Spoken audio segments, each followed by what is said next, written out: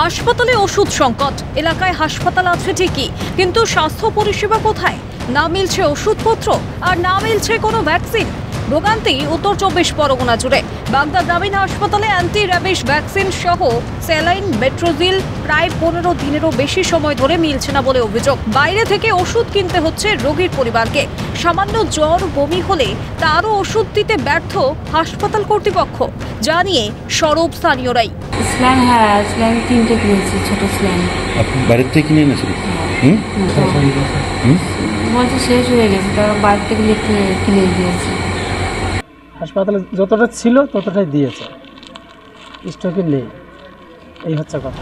অন্যদিকে কুকুর বিড়ালে কামড়ালে সেই ভ্যাকসিনও মিলছে না। বাইরে থেকে চড়া দামে কিনতে হচ্ছে রোগীদের, ফলে চরম অসুবিধার মুখে পড়তে হচ্ছে তাদের। 350। আগের দিন লাগেনি? না, আগের দিন ভাড়া কত লেগেছিল? ভাড়া লাগিয়েছে 1500 টাকা। যদিও এ বিষয়ে কোনো প্রতিক্রিয়া মেলেনি হাসপাতাল কর্তৃপক্ষের তরফে। অন্যদিকে দ্রুত সমস্যা সমাধানের আশ্বাস বাগদা পঞ্চায়েত প্রধানের। বাজারের জাল ওষুধ চক্রের বিরুদ্ধে বর্তমান সরকার, তৃণমূল সরকার বদ্ধপরিকর ওটাকে রোখার জন্য ভবন এবং মাননীয় মুখ্যমন্ত্রী নিজেই এটাকে দেখভাল করছেন। অচিরেই এই সমস্যার সমাধান হয়ে যাবে। বাগদা ব্লকের বিএমএইচ এবং অন্যান্য অফিসাররাও রিকুইজিশন পাঠিয়েছেন।